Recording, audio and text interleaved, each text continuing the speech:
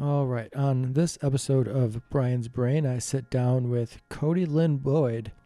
He is a singer-songwriter here from Texas. He's put out a few singles. I'm not sure what his genre is.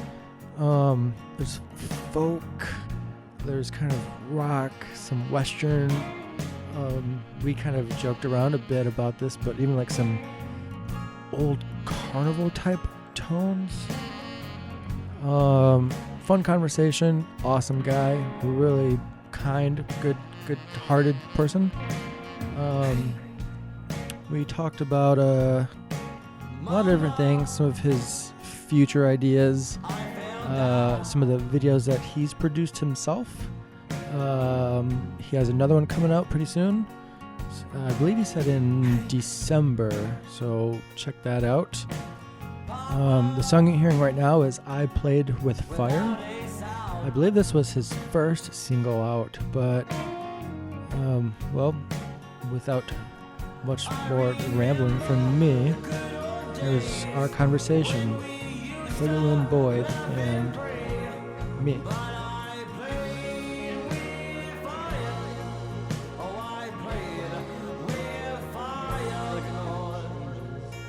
Oh, you feel like your mood changes when you click record? A little bit.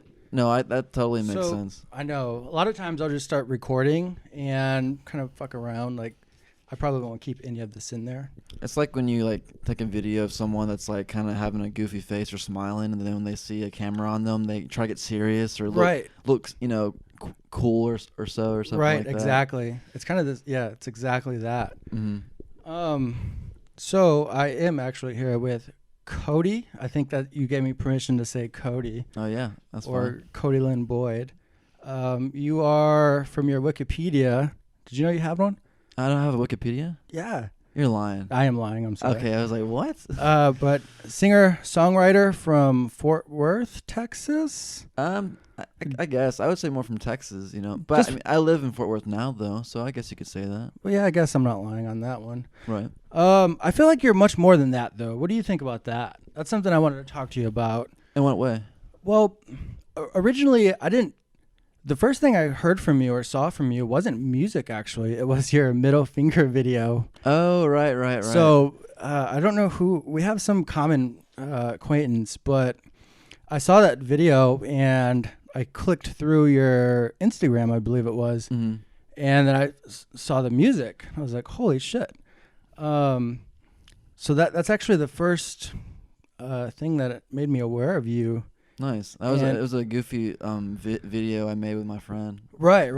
We were just bored one night, late at night, and yeah, it was fun. And like every time I thought it was over, you'd have like this other thing that you did there. Mm-hmm.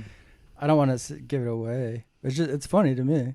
Nice. And I wanted to ask you too, like what Dave Chappelle had this kind of statement where he was talking about the relationship between musicians and comedians. Okay. What do you think about that? Is there something, or I'm not too sure. I'm not sure exactly. What do you mean? Well, I think I've noticed this too. A lot of comedians are also musicians in some way or want to be. Oh, okay. And a lot of musicians, he says, think they're funny. It's kind of a silly way of putting it, but right. I do feel like there's some correlation between those two things. Mm-hmm. And kind of like I just said, seeing you, the first thing I noticed was this comedy thing you did. So I feel like you're into comedy as. Oh, I love comedy, but I wouldn't consider myself trying to become a comedian of any kind. But I like to goof around like anyone else. Right, of right. Course. Yeah. But, maybe not so much a comedian, but I've seen your scare videos. Like, let's. Oh yeah. I try to make work a little funner. Right, sure. right. I definitely appreciate those. That's what I was gonna say. If you do have a Wikipedia page, I will edit that to singer, songwriter, and scare enthusiast. Okay, I'm down for that. I like that. I was trying to think of a way to put that earlier. All right. So your music, I was trying to figure out how to define it. And what do you think? What would you call if you I feel like you don't like that question so much. I mean, I don't dislike the question at all. I guess I find it kind of hard to answer. Right. But I would say it's themed songs. Right. Because every song has a different theme to it. Right. And that kind of stems from my interest in like musicals growing up. Right. Like Mary Poppins had that kind of that Yiddish European style production. And, Yeah. Or, just any kind of other musical. Like Grease had that kind of 50s vibe. Rocky Horror has that kind of vibe. I've always liked concepts and themes for songs. May not happen all the time or just subtly, but it's always been like a pattern I see in my music for sure. Right. That's something I noticed. Your music, I think, is very easy to kind of visualize a story behind it. And I wasn't sure if that was something you intended to do, but for me, that's kind of what captured me with your music. It's really easy to put a picture behind it. That's awesome. Nice. I really appreciate that. Like, I don't know if I mentioned, but like, it wasn't really my style of music that I was interested in. Oh, really? I grew up with more like classic rock, metal, and rap when I was younger than classic rock. And then lately a little bit more electronic type of music. Okay. And then I've heard, I played with Fire, which is a fucking awesome song. Thank you. Very well produced, man. They definitely earned their money on that one, I think. Oh yeah, my producers kicked ass on it. Yeah. Right. It's fun working with them. Do you have a favorite song that you've done so far? Or maybe not a favorite song, but how about the funnest song that you've worked on? Ooh, that's a hard one.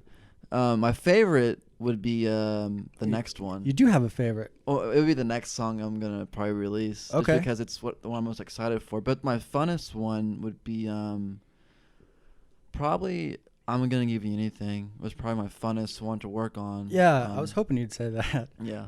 Because I've always, I grew up always kind of fascinated. I wouldn't say grow up, but, somewhat recently I've always been interested in like religious and like the devil and like all that kind of that whole culture and that whole like circumstance of like falling away from God and like selling your soul and like the train tracks and like I don't know, that whole like picture that comes in my brain when I think of that has always been a big interest to me. And I wrote that song kind of about someone taking advantage of you, but with that kind of like subtle devil atmosphere, like someone kind of knocking on your door with a business suit trying to give you money in a briefcase so you can become a big star, that whole classic story, right? And I wanted to add kind of like a New Orleans kind of like swing to it, so I got someone to play like the slide guitar, and my producer Taylor did the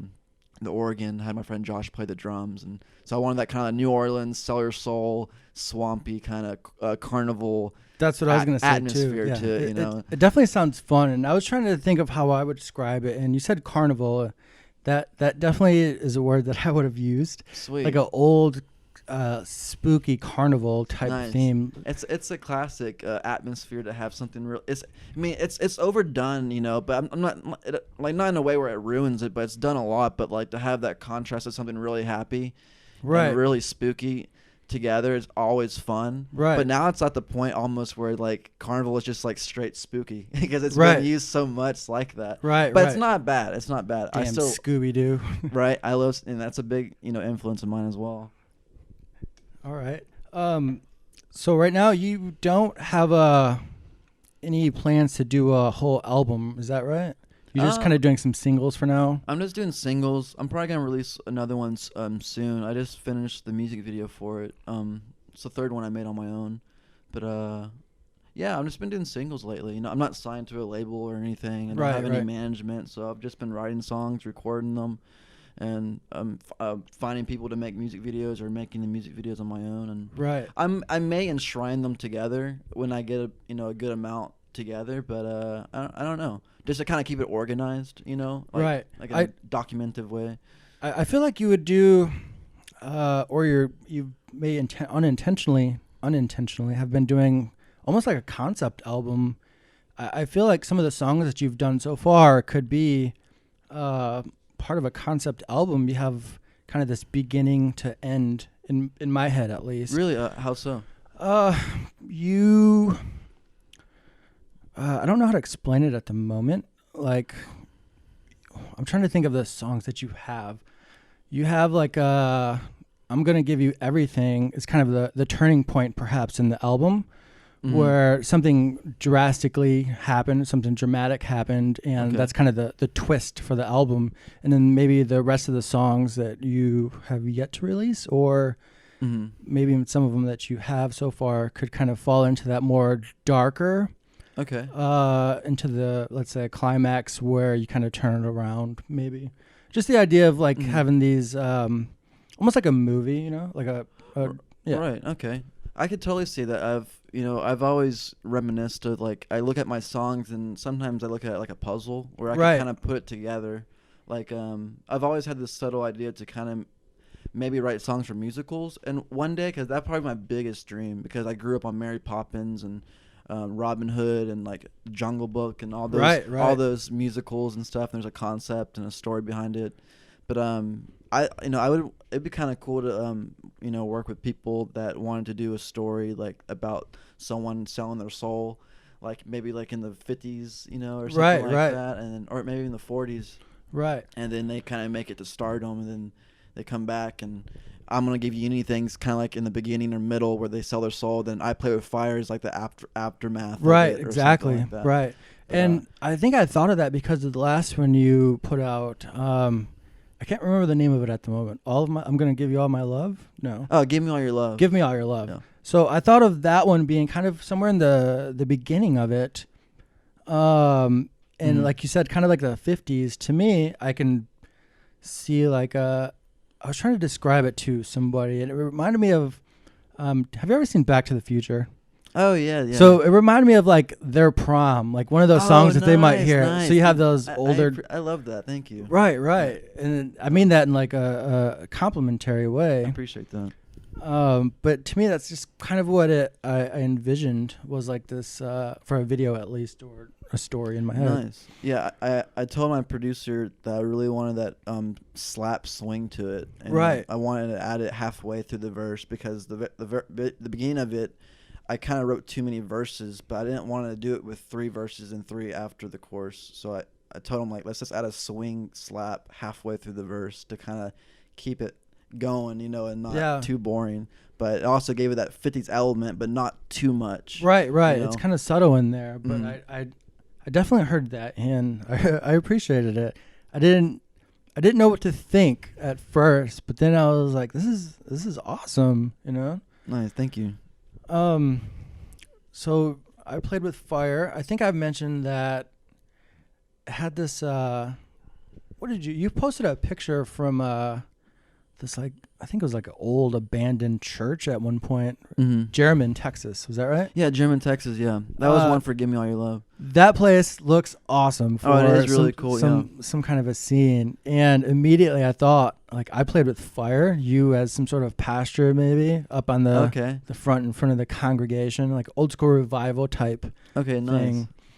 I think that would have been fun, or would be fun. Man, I wish like you had this unlimited budget where you can just make these ideas. Oh, don't we all? I know. I feel like you would have a lot of fun with that. Oh, I would love it too. But I'm trying to do it on my own. But I mean, I've had some great talent work on those 2 stop motion music videos. Yeah, exactly. I had a friend from 8th grade. We met like years later, somewhat recently, and she introduced me to Maddie.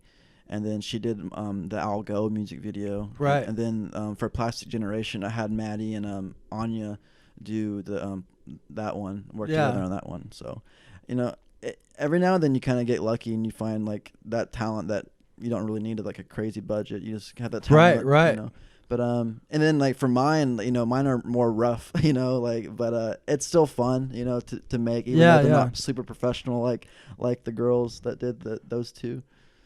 When you did those videos yourself, did you have the idea already, or is that something you just had an idea? I was like, fuck it, why not? Let's just try it. Sometimes it was a slow process. For the I Play with Fire music video, I always wanted to do something kind of minimal because I don't have a budget, and if I remember correctly, I think I woke up in the middle of the night, and then I kind of just recorded myself singing the song in my bedroom with like just nice. just with like the what's it called, the light tool on my iPhone, and I recorded that. Then I just kind of messed around on Final Cut Pro, and kind of did some contrast and stuff like that. Right, look more like posterized and stuff like that.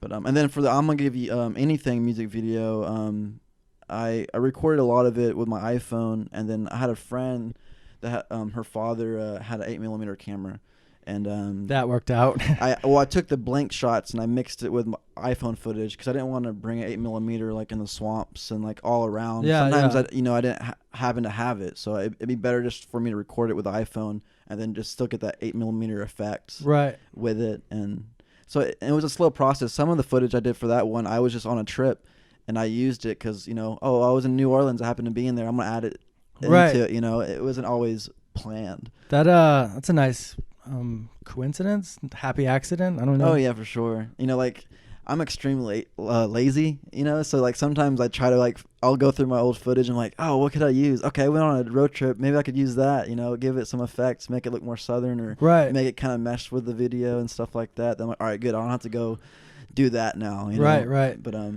and it's kind of like you're not wasting food, you're just like taking all what you have and kind of doing it for the best, Right.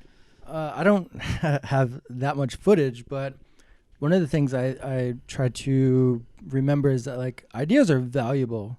Like there are people who, well, that's a little bit different.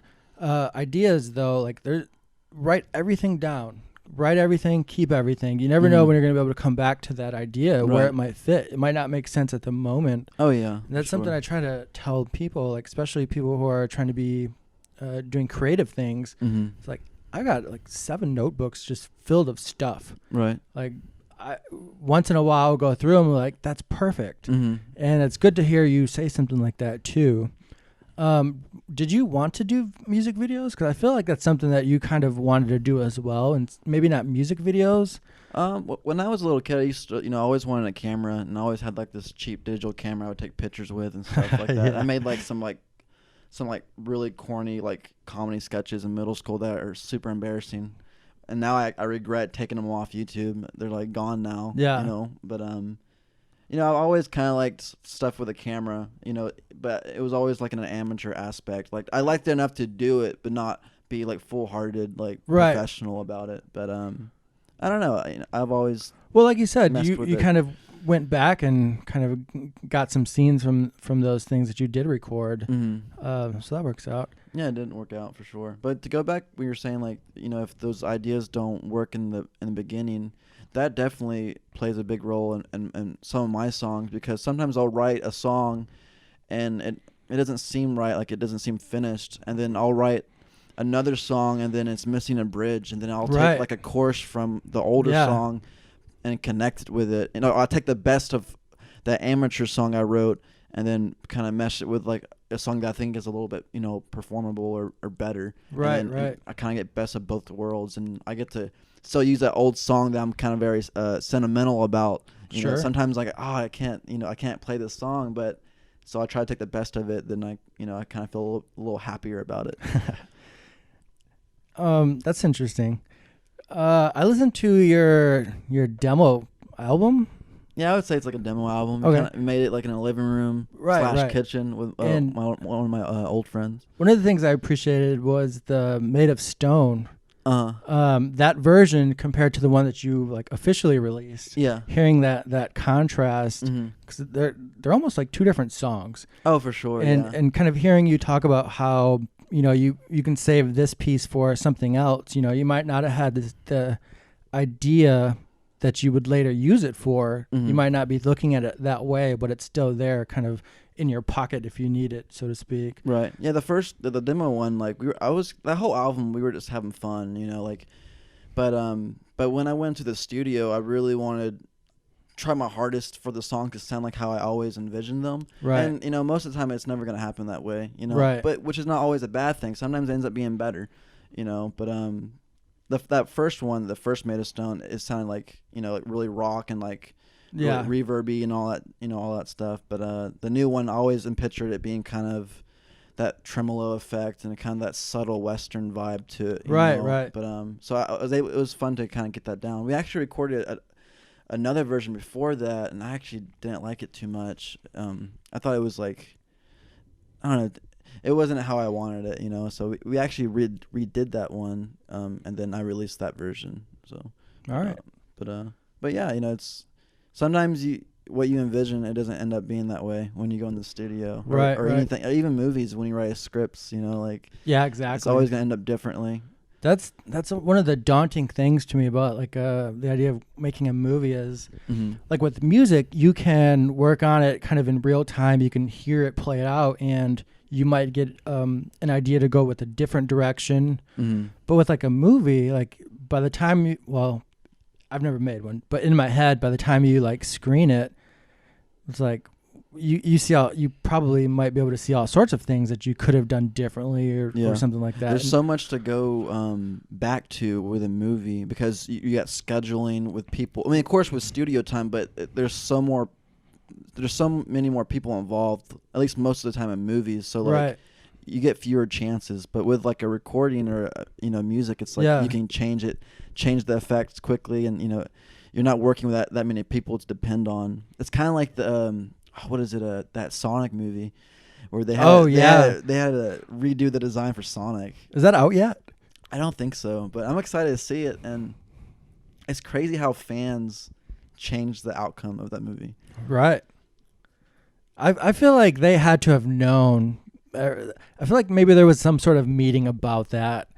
Otherwise, do you think people, just the fans making a fuss about it, would have influenced them that much? I think so. I think that's why he did it. If I recall the article, but who knows? You never know what the article really, if it's true or not. But it's weird because back then, if someone was gonna come out with a movie, especially shooting on film and everything, like that's how it's gonna be. Yeah. And then like now we're at a time where you can kind of get people's like thoughts about before it's even out, and you get comments on YouTube and then people have the technology to change it. I don't know. It's insane that people can change it that quickly.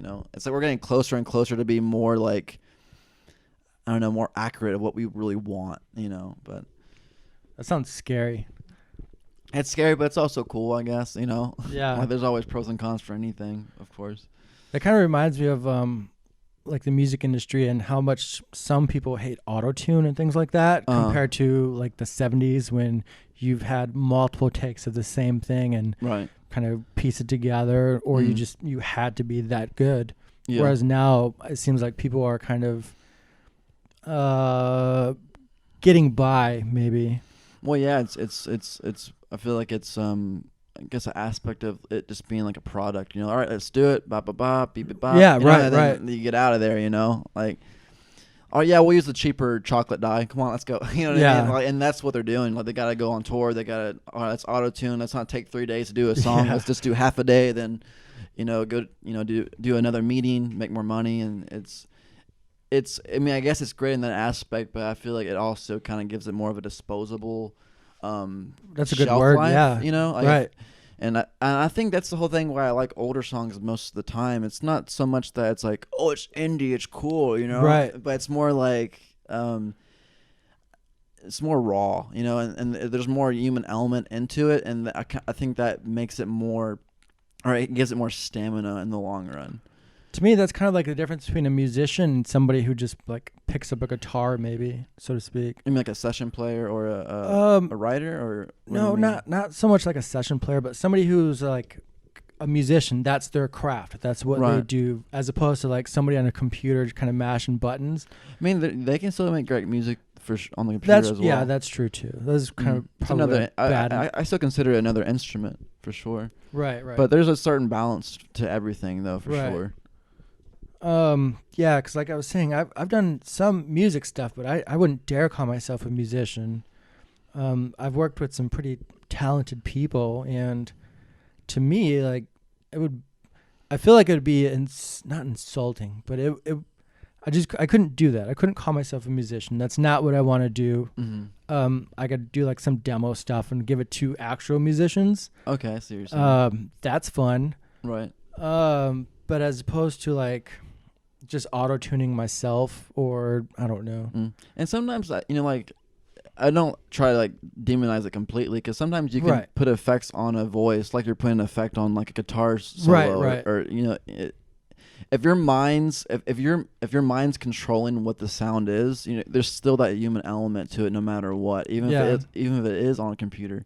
That sounds like some of that witchcraft stuff you're talking about. Oh, sure. If your mind's controlling the, like if it's what your mind's hearing and what you want to kind of like have people hear or see, then it's still another tool. Right. Because like you can see a painting of like a fancy party in a cemetery with a dog, jumping in the water to catch a fish, and it can be beautiful, but it's paint. Yeah. All it is paint. Right. It's not anything crazy. It's not a supernova. It's just ink on a canvas. Right. But it's coming from a person's mind. And like that's why I used to be really pessimistic about like electronic music and stuff like that, because there wasn't that human element into it. Right. But I think that you're still putting what your mind wants to hear, and I think it's the same thing almost. Sure. But I guess it's more preference. I would say. Right. Yeah, I wasn't trying to say it was just inherently bad. Mm-hmm. But yeah, I guess I do. Yeah, same here. I wasn't as well. You mentioned the human aspect of it. I think that's what I appreciate more. Mm-hmm. Just knowing the story behind it too, I guess. Because hearing somebody like, I don't know, Janis Joplin, right, singing, like knowing her story and kind of a bit more about her, you might be able to appreciate a bit more. Mm-hmm. Maybe, I don't know. Oh, I mean, I think it just comes to preference, Right. And sometimes I like listening to kind of more electronic stuff too, Right. Now, now that I'm older and I feel like I've been more open-minded. But then again, when I was a kid, I loved the Gorillaz, and they were pretty electronic too in some aspects, and they're badass. Right. It's one of my favorite bands for sure. All right. Speaking of electronic music, you did an Ask Me Anything one time. Oh, really? And I'd asked you, what song or genre do you listen to that people might not expect you to listen to? Do you remember what your answer was? I don't think I do, actually. I'm Blue. Oh, yes. That's one of my favorite ones. That was a bit surprising, but I guess it makes sense now. No, that's a great song, for sure. It's an interesting song. It's technically a great song. I don't know. I don't know if I can get there with you. Oh, really? I think it's funny. I think it's a fun song, though. Oh, it's definitely a fun song. It just depends on the mood, Right. But when I'm in the mood, I like it, for sure. Do you have it on any of your playlists? I mean, I listen to it like on Spotify or, or if it's around, or on YouTube or, All right. I'll listen to it. That was fun. So how many songs do you have in the works at the moment? You got one that you're getting ready to release? I have one I'm getting ready to release. I got it mastered. I got the music video finished. I may release it in December, but I'm not too sure at the moment. But there's a few others I've recorded that I haven't released as well. But yeah, I'm still playing it by ear, right. Just to do singles or enshrine them into an album in the future. I don't know. But there's a few others I recorded, and there's a lot more I've written that I haven't recorded yet, or I've just recorded on my phone, or like just like some demos or something like that, just to kind of keep them documented and to look back on and listen to and stuff. But yeah, so there's a few others that have been recorded so far. Nice. You pretty much do have an album by now, it seems like. Yeah, it's pretty much album's length, but yeah, I don't know. I'm still playing it by ear. I don't want to release all of them at once, especially with I don't really have a big fan base at the moment. So it's cool to focus on one song at a time, and it also helps my budget because I can just do it one at a time, instead of paying for mastering for a whole album, which would probably be cheaper to do it with a deal or something like that. But it's easier for me to do it in payments, one by one. You've went to a few different studios, is that right? Oh, I just went just one studio. Oh, okay. It's a producer named Taylor Tatch, and then my other producer went to his studio, Joshua Ryan Jones, and It's right outside Austin, a city called Dripping Springs. Nice. It's like a country area, and it was I think the city was called Audio Styles. Are you sure you're not into like a country genre? I mean, I think I creep into it, you know. Okay. Like what we were talking about earlier in the car. I always was kind of like always try to stray away from country. Well, not Right. not literally, but you know, like I never thought of myself as a country like artist. But when I look back at the production and the sounds I do like, and just my life, you know, always being in Texas, like Yeah. I feel like it's in me no matter what I do, you know. And, Yeah. And I've, you know, as I got older, I do like some country songs like John Denver and Johnny Cash, Right, Willie right. Nelson, you know. And then I think I'm like, maybe I didn't like country. Maybe I just heard a lot of people say they didn't like country, and That- then everyone yeah. else just kept repeating it. That's you a know? thing too. I definitely fell for that as well. Mm-hmm. That's a weird thing. How people can kind of be influenced like that.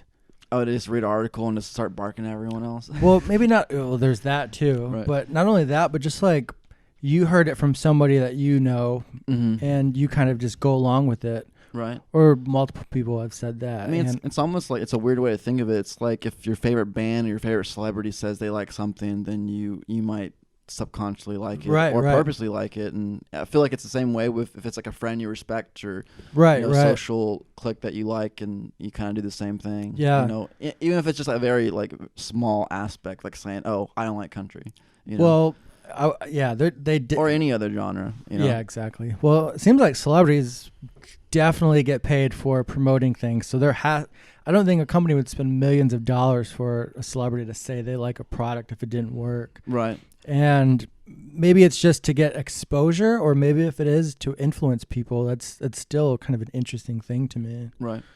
Yeah, that's how it works. I mean, it's like, and a weird thing is, it's like when I see a modern show or movie do that, like they sponsor something, I'm like, Right. oh my gosh, you know. But then when I see older films, I'm like, oh, that's kind of cool.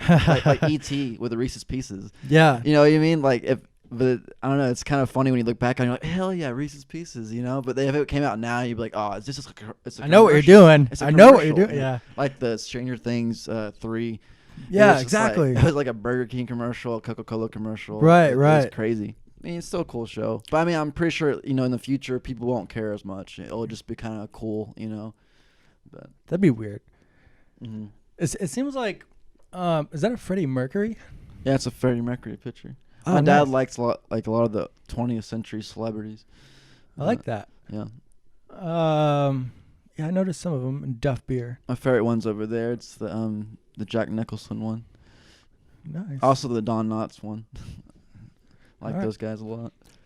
Man, I've been getting into like some old carnival art. Some of the posters, gig posters from back in the days. Mm-hmm. I don't have any specific examples, but do you know who Darren Brown is? I don't believe so. Who's that? I guess he's a mentalist, illusionist, Okay. a sort of magician, I think he would call himself. Oh, I may have seen those photos then before.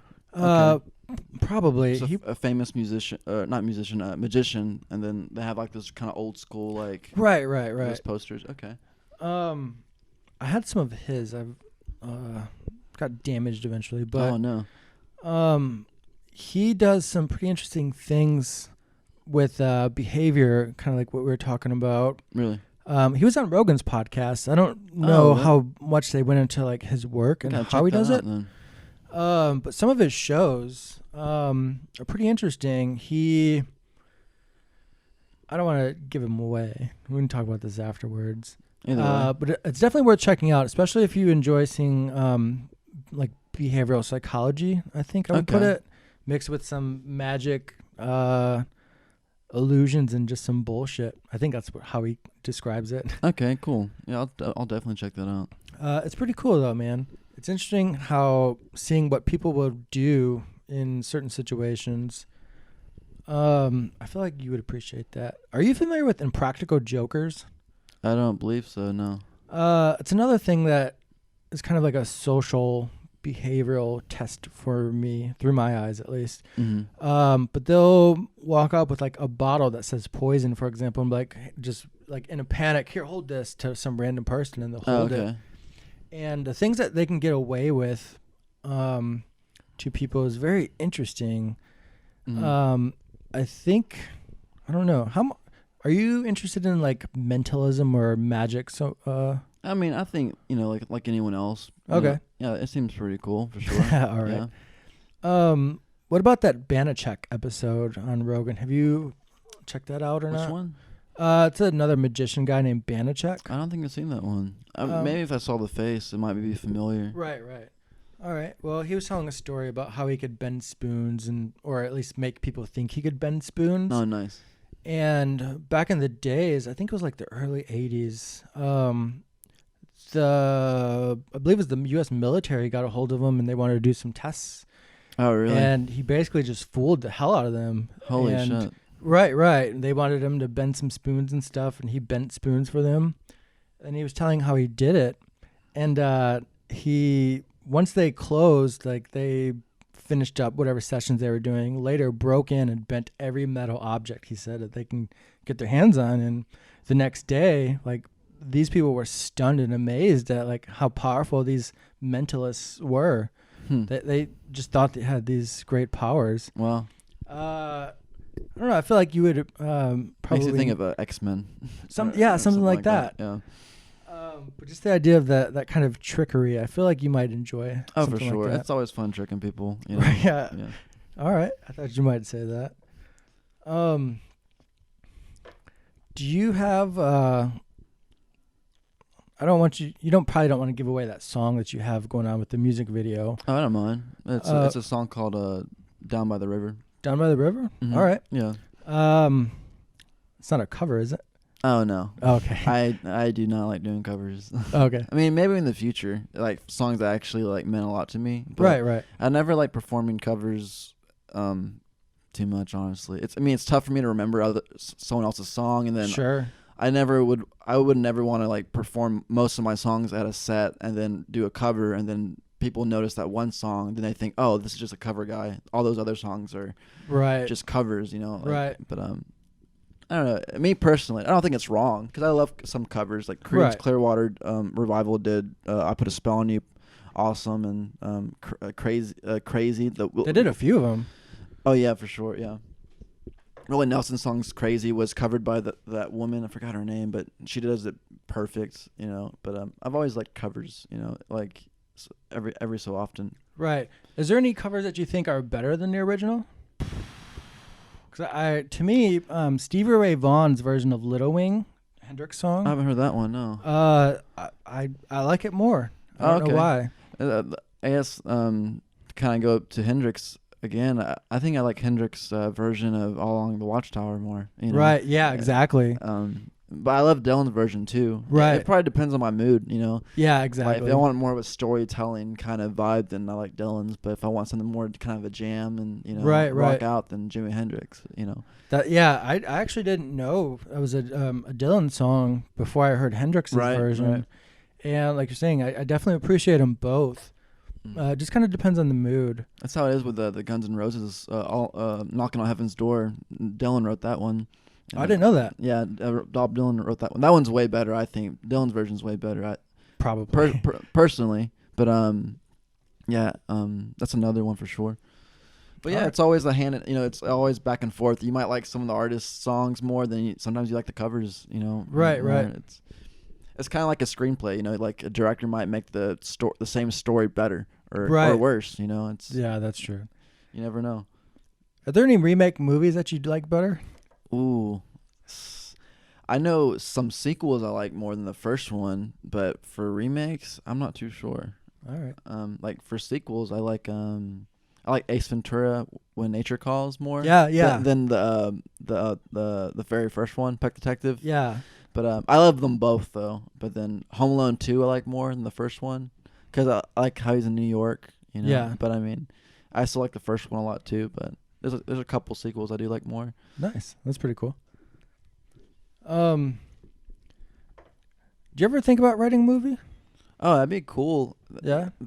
It's like one of those things where I get into conversations with a lot of people, and like I feel like a lot of people always have that go-to thing they want to do, but they never really end up doing it. Right. While they're doing something already, like pretty well, and I feel like that's how I am with like movies. Like I always say like, oh, it'd be nice to be a director, it'd be cool. It's always in my head, or maybe to do acting, but I never actually put too much effort to do it. But I always like daydream about doing it, and I always had some subtle interest in it while I'm always writing songs without trying. You know, I just write songs when I feel like it. I feel like with the videos that you've done so far, like on your own, you're kind of leaning towards that. I mean, I would love to do it. You know, the thing about me though, I've noticed that, I think, in a creative aspect, I've always been really good at like quick punches, as in like a song is like very short. Yeah. It's very like pushed together. Right. You know, and when it's stuff like that, I feel like I'm a little bit more talented in than like something that has like a lot of stamina, like a novel or a screenwrite. Like that stuff. Like I've tried writing like, you know, a book, and I've tried like doing a screenplay, and I always quit halfway or like a quarter way or so. And I don't know. I've always been good at more like closed in things, and that's why I think I would maybe be better at like or a better shot at doing like some like small role in acting or something like that. Like more embody the character than more of like focusing on the cameras and focusing on the lighting, and then telling that person to go get me coffee, and you know, like stuff like that. I'm like, oh my gosh, you know, like, so I mean, I would want to be involved in a movie, you know, for sure, but to be like a director or a main actor of some like independent film or like a short budget film, maybe. I don't know. I don't think I'm ready yet, for sure. That's kind of how I am. I can do scenes, but like putting all the scenes into like a story, a coherent story, like that's a lot of stamina. And then when you think about like all the films, like they're made like in 2 or 3 years and stuff like that, and I'm very, very impatient. And that's probably why I'm not really good at stuff like that, because I like to be very like quick, you know. And, But that's why I like a lot of my music videos. Like they're very like one shot of something, and instead of it being like a long thing, or I don't know. I've always been good at that, or enjoy doing that more. I feel like once you get one done, though, once you figure out how to do that one, that second one will come a lot easier. Oh yeah, more experience. Yeah, yeah. And like I was saying, like you working on these couple ones that you've done so far, maybe this is kind of the equivalent of you reaching back at old ideas to make something new. Maybe, yeah, because you always see that. The John Dilworth is one of my favorite heroes, the creator of Courage the Cowardly Dog. Yeah. Like, you look at like his old college cartoons, and like and like there's like these main characters, but on Courage, like later on in his career, they end up just being like a picture, like in the living room or something like that. Like he still put those in there, you know. And, that's awesome. And like he had these good ideas, and you can see some influences from the characters in his college days or his early days, and then he kind of perfected them and stuff like that.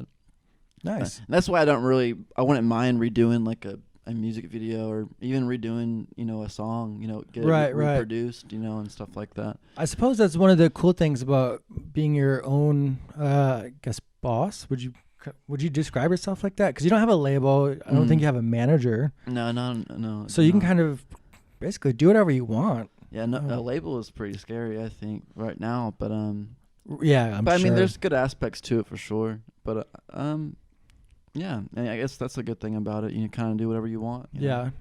Yeah. I guess it's pros and cons there. I would be kind of terrified to give like full rights away to somebody. Right. So if there was a way to kind of avoid that, I don't know if that's a thing that they would even consider. Right. But that's interesting.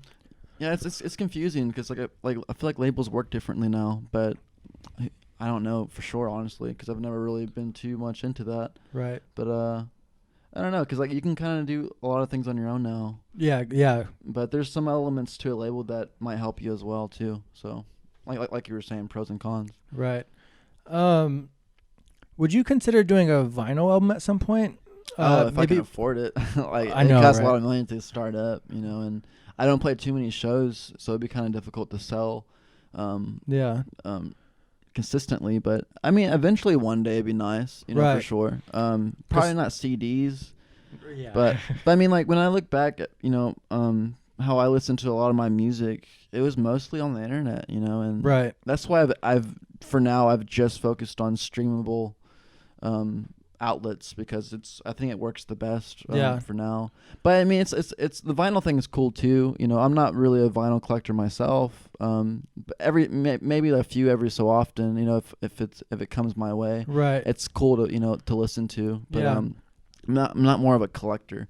A lot of people will swear that it's a different experience listening to something on vinyl. Oh yeah. And I feel like the songs that you've put out would, if that's true, I think your songs would be like very good fit for something like that. It'd be fun, especially to kind of put like a atmosphere on the Yeah, on exactly. the paper, you know, and on that jazz. Right, It'd be right. kind of cool to make it fun, you know. Yeah. But yeah, it would be cool, and I would have more fun like creating it for people to kind of enjoy than, you know, like Right. having my own vinyl, you know.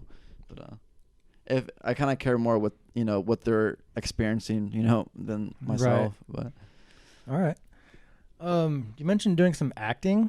What does that mean that you would consider giving up the turtleneck and the black jeans? oh yeah, for sure. Oh, you know. okay. Yeah, you know, I wouldn't mind, you know, dressing up in a different thing, you know. Right, I wouldn't right. care. I mean, you know, sometimes I might not wear what I'm wearing now. Like I might wear like a Scooby-Doo sweater, you know, at my house or something Oh, like nice. that. But when I'm like playing shows or just out and about, I usually just wear the same thing because, Yeah. you know, it's easier for me, you know. Right. But I've always had ideas to like dress in a different costume for shows just to kind of have more fun. You know? Yeah. No, But same, man. it's my go-to is, you know, just wearing black. Right. It's just. Was that a conscious decision or just like, I don't care? It was kind of like half and half. Like, you know, I liked just wearing black a lot, but one day I got tired of just like having a shirt ruined or, you know, like thinking about what Yeah. I'm gonna wear, and you know, just wear the same thing. It's a little easier for me. You know? Right, right. And I also love cartoons, so it's kind of nice to wear the same thing all the time. I get that. Not so much a costume, but it's kind of a costume. A little bit, yeah, for sure. That's interesting. I like that. Yeah, if I find a t-shirt that fits and feels good, like that's it. I'm buying 10 of those. Right? 'Cause, just wear your favorite shirt every day. I'm kind of the same way, man. Mm-hmm. I've got like 3 shirts, and as long as they're clean, I'm wearing them. There you go. Nice. I appreciate that.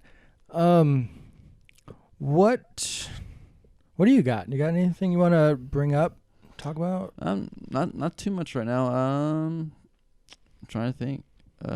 Nothing right now. No. All right. What was the last show that you've done? The last show I did was Arts Goggle? Arts Goggle, yeah, Arts Goggle in Fort Worth. That was the last one I did, and that one was pretty good.